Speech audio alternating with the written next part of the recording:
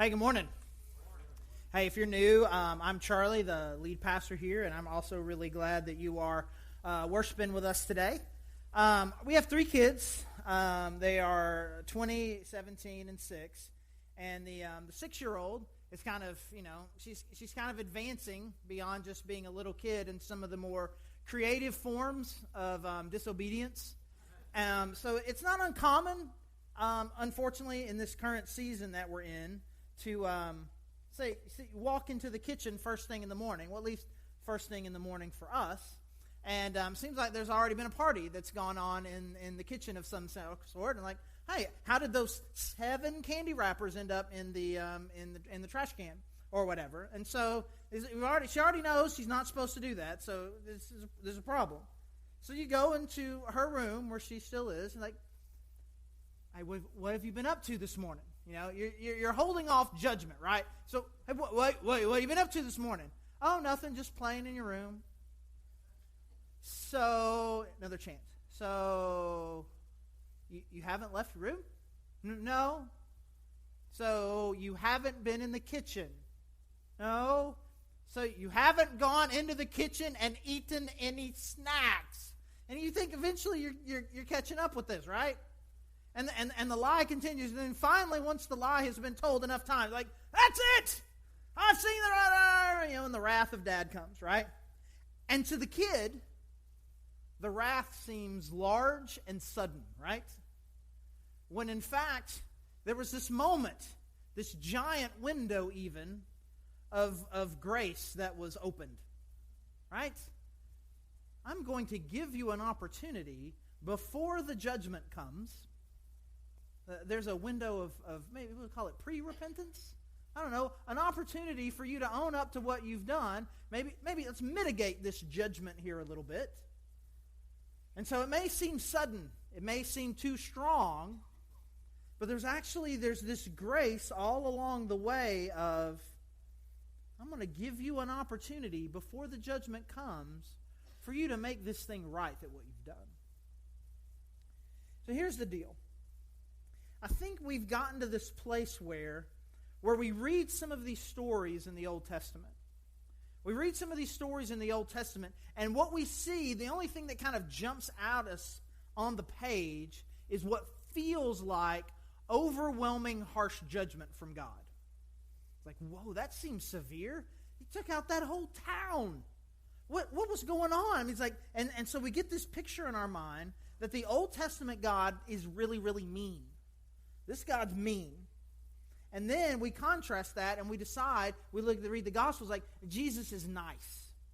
And what I would like to suggest that Jesus is not as sweet as what you think he is. Maybe you should just go back and reread it a little bit. He's got some harsh things to say to a lot of different people. But for today, I want us to recognize, and we're going to look at a pretty significant story here, that the God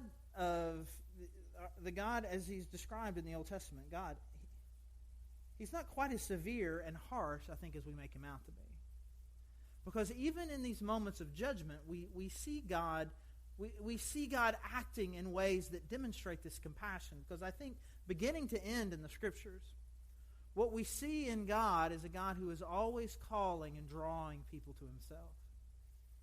So last week, we kind of started this series called Archives. We're kind of looking at some of these different stories all throughout. We're kind of taking just like 5 of them in chronological order that I think can help put some pieces together for us in the big picture story of the Bible, or maybe kind of help us shape who we are, or who God is a little bit better than maybe what we have.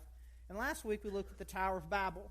Tower of Babel, God called everyone to spread out so that the world could be full and have this rich diversity all over everywhere.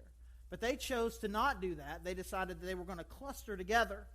And so God did in one moment what should have taken a long time, which is to spread everyone out and to fill the world with rich, diverse cultures, which has wrongly led some people to think that diversity was a punishment, when in fact it was God's value all along. And the richness of diversity of people and cultures and language and races was always God's plan A. But the people chose their own plan B, and so God put this plan on them. And the idea would be is that there would be people of all sorts of different races and cultures expressing worship to God in a variety of ways, which is a value of God. This diversity of worship and people and languages. And the hope was that they would all worship God in all these rich and unique ways. But that's not what happened. This tribalism starts, and people begin to worship the gods really they literally have crafted from their own hands. They're worshiping these idols and these false gods. And so rather there being this wide expression of worship of God, we've got this widespread idolatry. But again, the God of the universe is always drawing people. He's always wanting to reach. He's always wanting to restore people. And so he sets up essentially his own tribe. Not to kind of make his tribe awesome and everybody else bad, but to kind of show all of these tribal people what it would look like, what it really looks like when capital G God shows up. So he does this through Abraham and establishes his covenant with them to bless them in order that they can be a blessing to the whole world. And so we see this happening, and ultimately one of the big stories is when there's this worldwide famine in Egypt, and through some pretty incredible circumstances, God uses his people to save the world and this superpower from starvation and famine. But rather than Egypt responding to that with gratitude, over a couple of generations later, they end up enslaving God's people. And in fact, they're enslaved for 400 years. Now we enter in Moses, kind of giving you a little backstory here, kind of the big picture of the Bible. You enter in Moses, who's the person that God calls up to deliver them from the slavery. And through these 10 plagues, which just brings a lot of death and destruction to the primary superpower in the world at that time, God frees his people. And they're supposed to go to this land that God has promised them. There's a lot of whining and complaining along the way, but they finally make it there. But they let their fear get the best of them. And rather than choosing to follow God and take the land that God's called them to, they pulled back. And so God says, hey, we'll give the next generation a chance. They kind of wander around in the wilderness for a while. And then ultimately, the next generation becomes the adults. And God brings them back to the land that he's promised them. And in order to take this land, they're going to have to take out this city of Jericho. And that's the taking and the destruction of the city of Jericho is a story you may be familiar with. The army ends up marching around the city once a day, and then 7 times on the seventh day, and the wall comes down, and then they take the city. You may be familiar with that story. You may not. You may be familiar with the VeggieTales version. It involves peas on a wall throwing slushies at people. So it's not really in the Bible. That part's not in the Bible, but I wish it were. It would be amazing. So, but before we get to that point, before we get to the point where the judgment and destruction of Jericho happens, we have this story in Joshua chapter 2. And Joshua is the guy who has taken over leadership for Moses.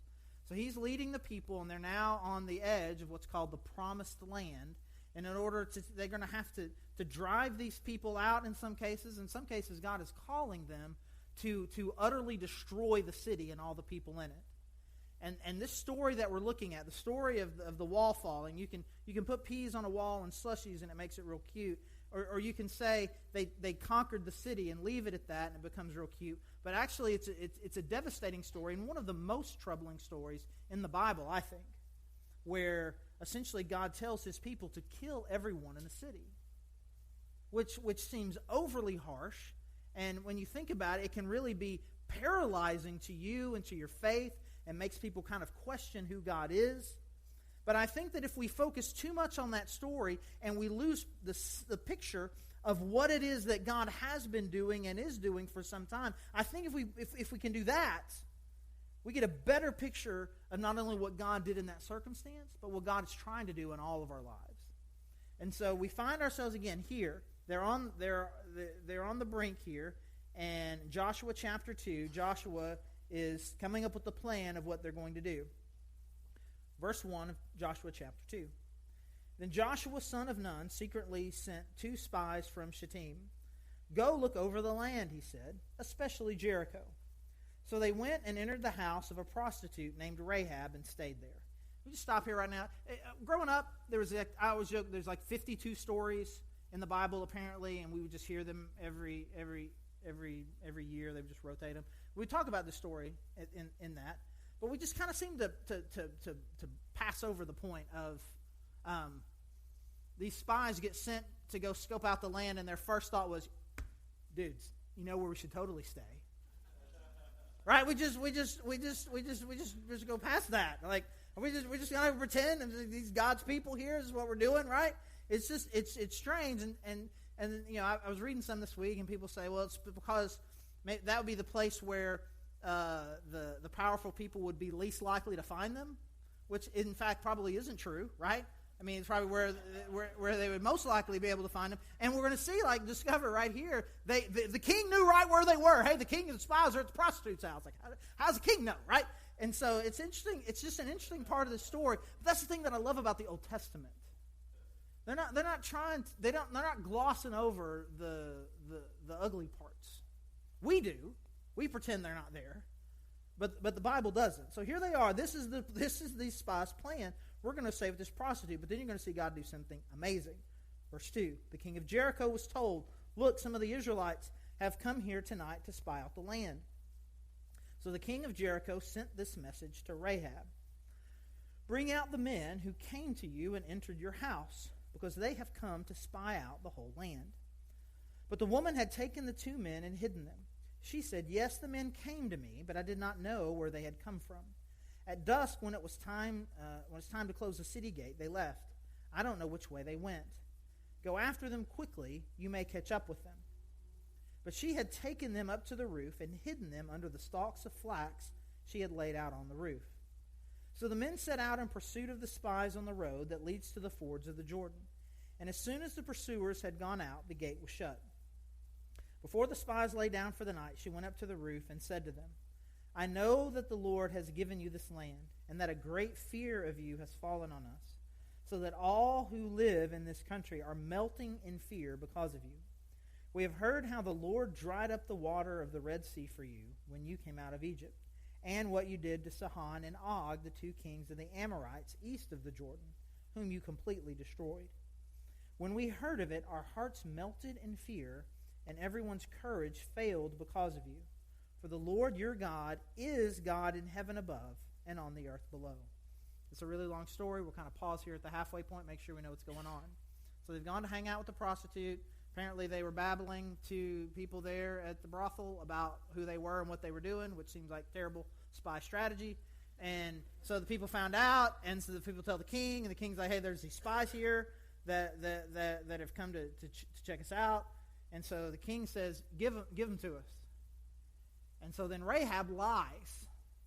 It's like, they left. I don't know where they're going, but in fact she'd hidden them. Well, why would she do that? Well, she says like, hey, we've heard all the stories. We heard about what happened in Egypt. We heard about what happened after you left in Egypt when God opened up the sea and you went through, and then God swallowed up the Egyptian soldiers. We heard about that. And then we heard about what happened to these 2 kings over here on the east side who opposed you and tried to stop you, and that you guys just wiped them out. And let me tell you, the whole city is afraid. We're scared to death. These stories, you don't need an internet, you don't need a postal service, you don't need a television, you don't need a radio. These kinds of stories travel. And the whole city knew that not just it wasn't just, we're scared these warmongers are coming. We know for certain, because of the stories that we've heard, that the God, capital G, of the universe is with you. And we are all paralyzed with fear. Verse 12. Rahab's still talking. Now then, please swear to me by the Lord that you will show kindness to my family, because I have shown kindness to you. Give me a sure sign that you will spare the lives of my father and mother, my brothers and sisters, and all who belong to them, and that you will save us from death. Our lives for your lives, the men assured her.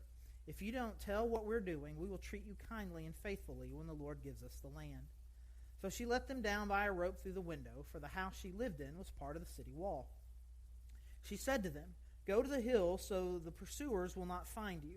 Hide yourselves there 3 days until they return, and then go on your way. Now the men had said to her, "This oath you made us swear will not be binding on us, unless, when we enter the land, you have tied the scarlet cord in the window through which you let us down. And unless you have brought your father and mother, your brothers and all your family into your house. If any of them go outside your house into the street, their blood will be on their own heads. We will not be responsible. As for those who are in the house with you, their blood will be on our head if a hand is laid on them.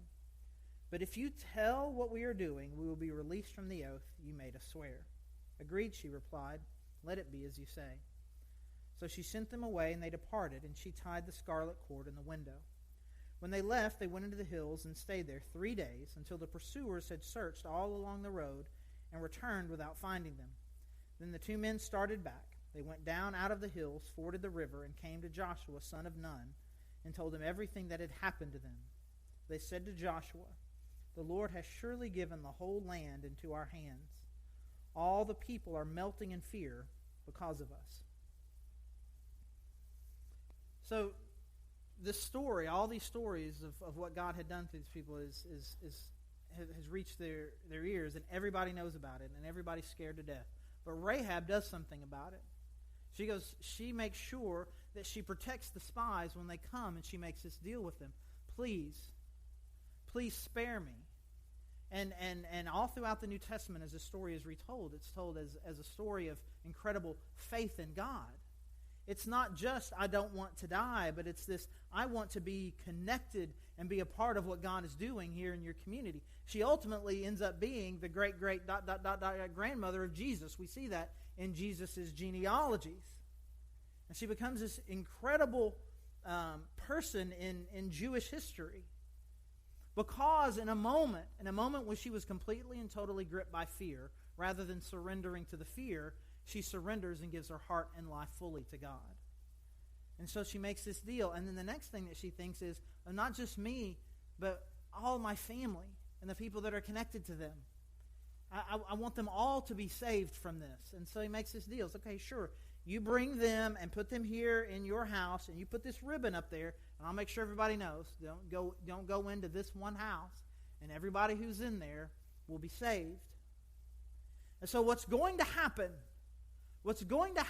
next as we continue on in the book of Joshua is this annihilation of this city.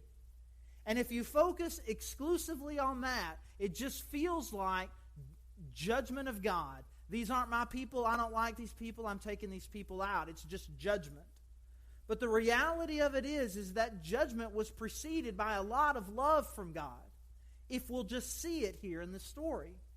In fact, we'll just say it this way, that God's judgment is always preceded by overwhelming grace. Always. Now, we talk about grace, we're talking about the compassion of God that you don't deserve. With that closely goes the idea of mercy, which is probably a better word here maybe. Mercy being the withholding of punishment out of compassion and love. And so you could skip ahead to the judgment, but look at what God has already done. It has been, let's just say it's been about 50 years since the Red Sea happened and God consumed the Egyptian army. It's been about 50 years. And for those 50 years, as they have been coming to this point, God has been communicating a message to the people of Jericho. The way that you are living your life is not right. The God, small g, that you are worshiping is no God at all. You need to stop this, and you need to worship the capital G God, and you need to stop this life that you're living, and you need to live differently. For 50 years, minimum, he has been communicating this to them over and over and over again. Even to the point to where they got on the edge of Jericho 40 years ago. And it was Israel's fear that kept them from going. But from Jericho's perspective, it is the grace and mercy of God to say, hey, judgment's coming. You need to do something about this. And you can think, I think you're just making that up. You're just reading that into the passage. I'm not the one making it up. It's Rahab that said it. Rahab said it. Everyone in their town got the message. The message is God is in Israel, and our judgment is coming. So God was very clear with the message. Everyone got it. The difference is Rahab responded to it. It wasn't that they didn't know. It wasn't that God wasn't merciful. It wasn't that they weren't clear about who God was and who they were. Now, it doesn't mention it doesn't mention here in this passage really what Jericho was like. You can study this and find out, but obviously they weren't worshiping God, and they were living in ways they were separate from God. They were living in sin, and God is bringing judgment to them. But before judgment comes, God is begging them, please come to me. Please come back to me. And Rahab, they all hear the message, and only Rahab responds. And even if you want to go back to Egypt, and Egypt, that's kind of a scary story too. When God brings these plagues on Egypt. God brings these plagues on Egypt, and ultimately in the 10th plague, is the firstborn son in every home is killed. And you can look at that and you think, well, that's a terrible story too. I think we don't get as worked up about that one because these people were slavers, right? We don't really get too worked up about the judgment that comes on slavers in general, or especially those who have kept God's people enslaved for 400 years. We don't exhibit a whole lot of sympathy towards them. But even still, the judgment might seem harsh. But God had already done an incredible miracle amongst them by saving them by supernatural means through the capital G God of the universe. But they continued to worship their small g gods. And they did this awful thing to God's people. But rather than bringing that judgment right then, God holds off. And this has always bothered me a little bit. Why would God keep his people enslaved for 400 years? Sure, they shouldn't have stayed in Egypt. God told them they needed to go back to the promised land. They didn't. They stayed. They chose relative prosperity and ease and comfort over God's call in their life. They deserve to be punished. Maybe slaves for a couple years, 5 years, 10 years. Not 400 years. But what if it was mercy for the Egyptians that for just a little bit longer they could experience what having God's people amongst them was like? And all of these things, some of these trials that God's people are going as they're leaving Egypt and headed to Jericho, the delays and the complaining and the twists and turns is extending more and more grace to these people. Because they all had a choice. They could choose to follow God or not. And you all have that same choice. In the same way, I am sure that there are many of us here right now who know something isn't right. And when you hear this description of Rahab saying that fear and anxiety have overwhelmed me, and I know, and you say you know that the way that you're living is not the right way, and that you also are disconnected from God. You know something's not right, and you have this sense that something bad is happening and something worse may be coming.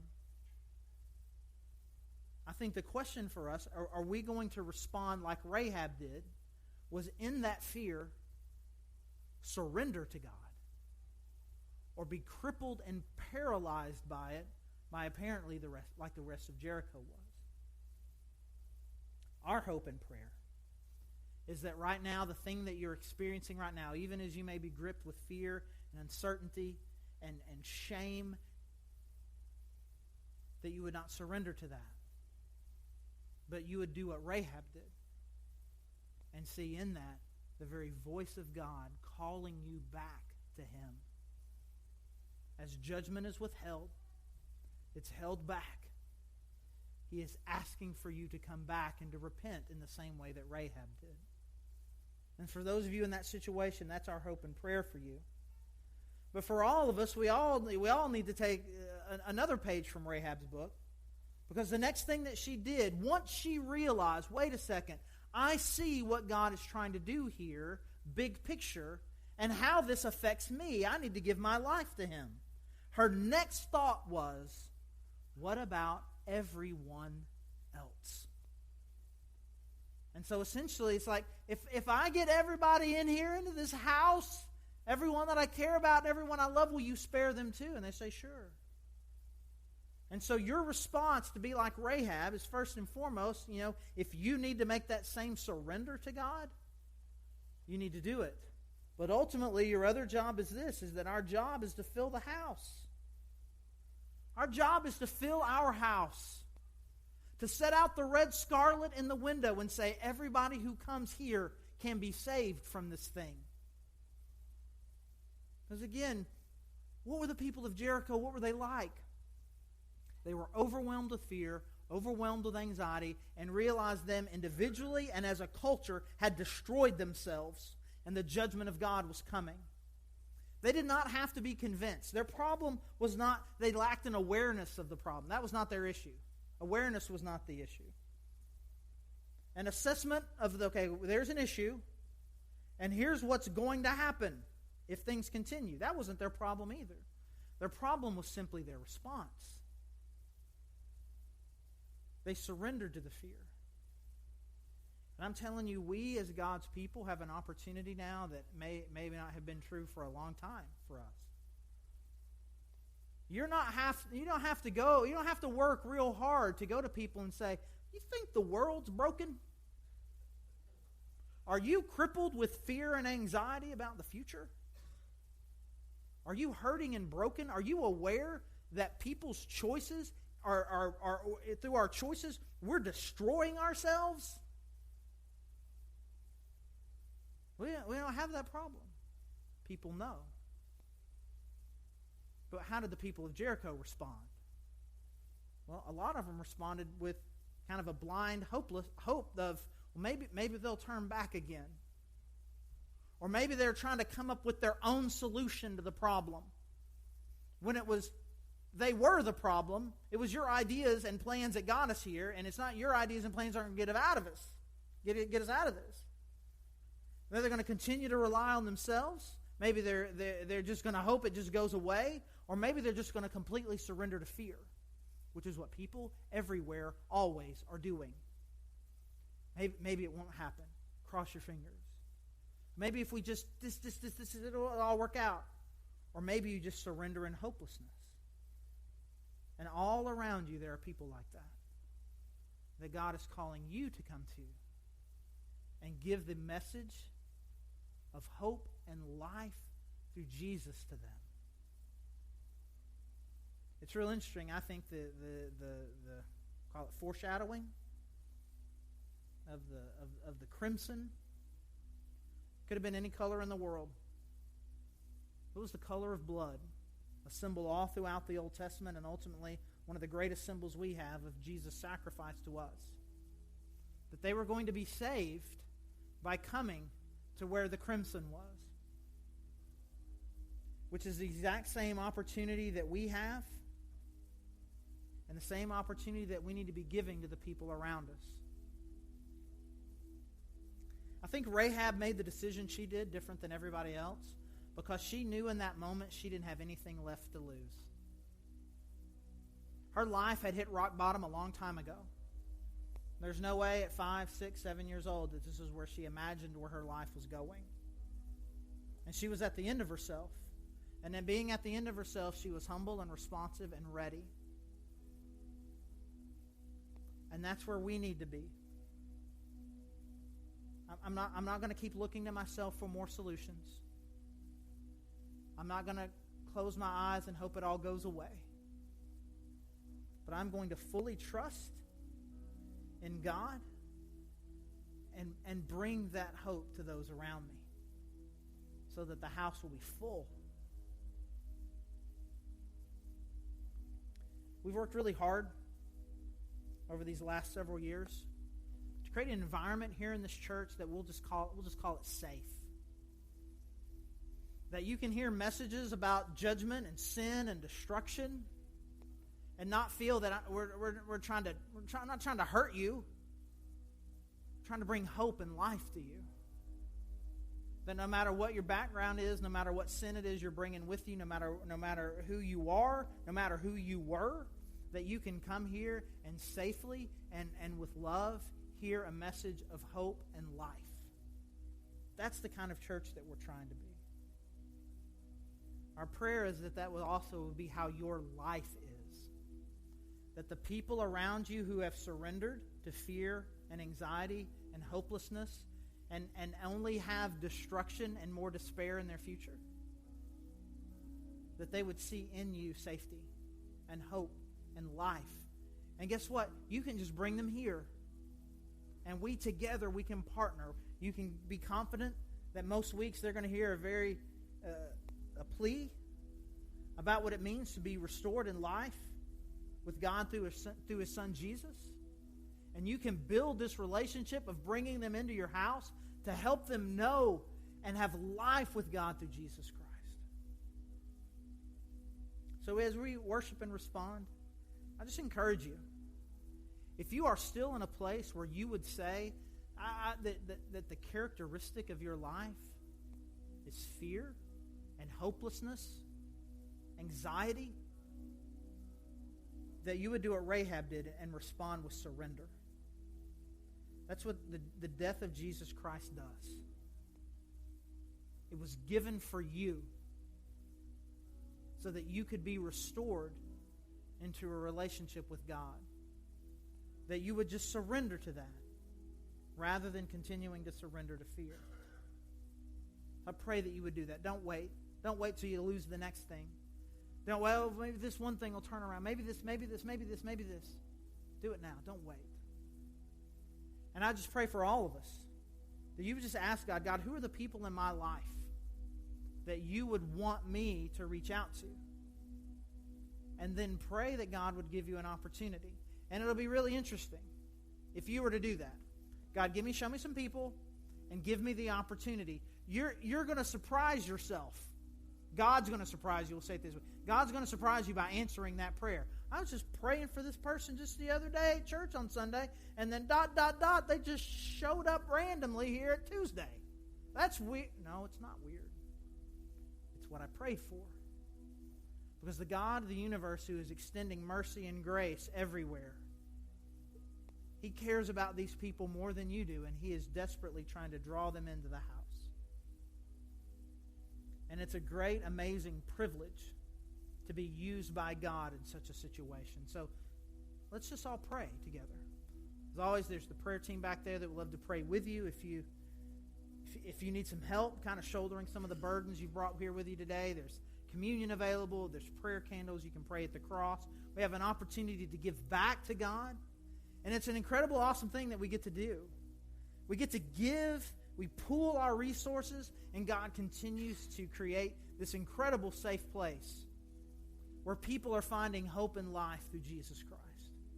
So I encourage you to continue to make that a priority in your life as we join together in this awesome thing that God's called us to. But let's respond to God with prayer and watch Him do awesome things in our lives and in the people around us. Let's pray.